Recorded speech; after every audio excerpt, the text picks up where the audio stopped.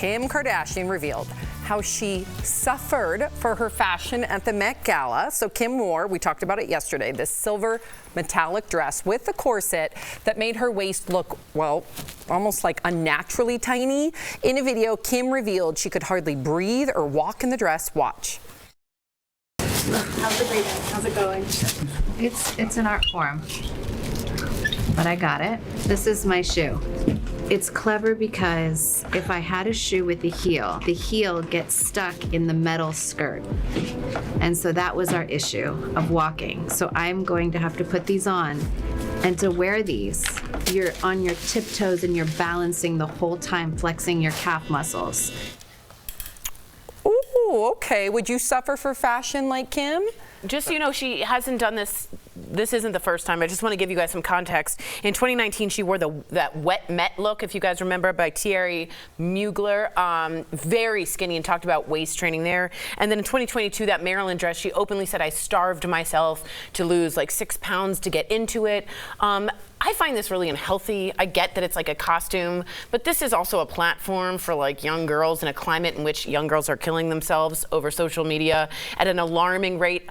I don't think it looks cool. I think she thinks it's cool that she made that thing. I think a lot of girls would be like, ew, that's super ick. I don't understand. It just seems like it's just on her because she's like, oh, I couldn't walk because of what I was wearing. We also saw Twyla. She couldn't walk because of her, Tyla. She had to be carried because of her sand dress. I've been to places to have my face exfoliated and stuff, and it always says in big letters, pain is beauty or beauty is pain or whatever. We don't complain about people's art outfits. Like when we saw Celine Dion on the cover, she had a very large outfit, things that were meant to play with the dimensions of the body and how they're photographed. It just seems like Kim is a person that is willing to sacrifice her personal comfort for art. No matter how you feel about her, it seems like that's what she's into. Yeah, it's an interesting point that you make, and I do think that there are certain people who have become icons of a generation, and it's almost something that isn't meant to be emulated. It's meant to show that they're different than the average woman, and that's what they do.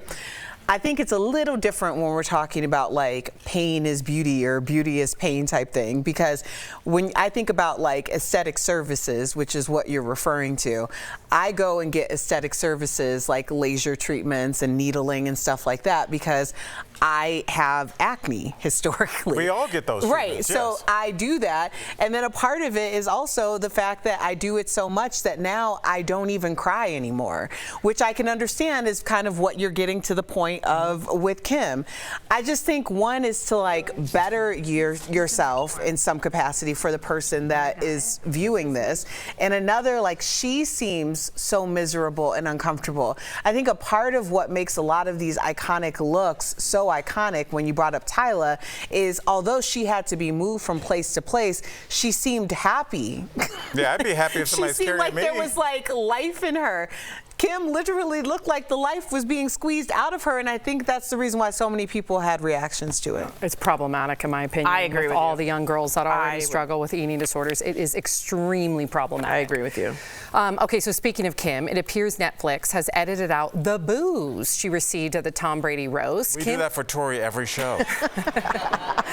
Kim was booed by the crowd when she got up to give her roast during the live streaming version on Netflix, but Netflix has since removed the booing from the current version. Netflix has not commented on why Kim's boos were removed. Why do you think they were removed, Jeff? It was just unnecessary. I think a lot of people, they get overexposed. We've talked about that earlier in this week, and I think the Kardashians are a little overexposed, right? But there's no need to boo someone because they have no business being there, which she really didn't. But I will say, in both stories, usually I pile on with the Kardashians. I'm going to give her a pass. I'm going to give her a pass because she took it on the chin at that roast, and she smiled and went along with it. And it makes me respect you a little bit more. You were there. You took those jokes, right? It was from your past, and you smiled and moved on. So I'm glad they took those boos out because it's unnecessary, and good on Kim Kardashian. I disagree with you, which is how we normally are. So there this we is go. better, Back to normal. much better. Because I think it was an important pop culture moment. It seems like the tides have turned a little bit on the Kardashians, and that moment, I think, is important. To me, Kris Jenner got to Netflix, and she was like, I do not want these boos in there. If I were Netflix, that's part of the show. That was all over the headlines the next day. That was a big moment in the show. So to get rid of it. It's about Tom Brady, not the Kardashians. But I felt bad for her. I'm glad they got rid of it. I don't know. I Well, they didn't totally get rid of it. They just got rid of it for how long it actually took. I felt bad. Well, we Which could all- stopped down the actual show. Like, it was annoying at a certain point, whether you love her or hate her. It was just a long time to be booing someone. So we could all agree Tori's answer. Boo. we can boo that. All right, let's move on to the woman who claims she is the real-life stalker who was depicted in the hit Netflix show Baby Reindeer, and she's speaking out. Piers Morgan posted this pic with Fiona Harvey, who says she wants to set the record straight. His interview with her will stream on his YouTube show tomorrow night. Now, meantime, the man who wrote and starred in the series that was based on his own life is speaking out as well. Richard Gadd was on a panel discussion about the show. He said he felt, quote, toxic empathy for his stalker, who sent him thousands of emails and hundreds of voicemails, letters, and messages. Watch. In real life, I was getting stalked, and it was relentless, and it felt like it was everywhere, and I felt like my life wasn't really functioning. I still had these unbelievable pangs of feeling sorry for her. At the end of the day, she's someone who's just in a lot of pain, you know? Erica, can you feel toxic empathy for someone? Yeah, but I don't think it is what people try to make it out to be. I think anytime you're empathetic, people want to make it seem like that means you're a great person. You're doing it for some type of altruistic reason. And as someone who has dealt with hyper empathy, I can attest to that is really not true at the root of it. For me, it had a lot to do with the ability or need to save a version of myself, an unhealed, broken version of myself that now I'm seeing in someone else, and I feel the need to protect her the way that I wish that someone would have protected me. That's so powerful. But the thing is, when through therapy, what I've really realized is that while I'm going around trying to save broken birds and bringing them into my cage, the moment that they get a little strength, they soil all over your house. And that's exactly what I didn't deserve in the moment, but it was enough to get my attention to realize that toxic empathy is only toxic against me. It's always going to turn back around. Right, so it's about parts of you that aren't healed. But doesn't that mean that the bird is feeling better, that it can fly around in soil now? Yeah, but the bird's You did your feeling job, better. Erica. Right, the bird's feeling better, and they could at the leave. cost of They're not her. leaving. They could leave, but they stay in your cage.